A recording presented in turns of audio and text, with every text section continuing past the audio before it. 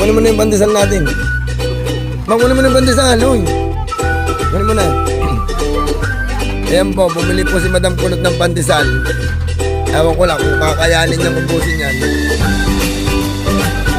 Kunin mo yung pandesal mo.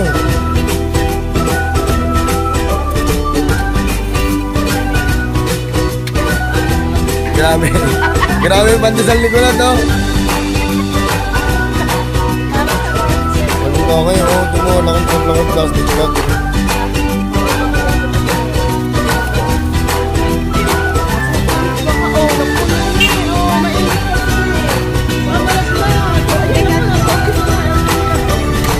Laki-laki kasi ng pandesal na binili mo yan.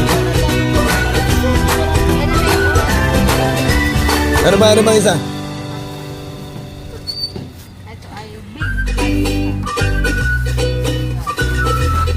Ayan po, oh.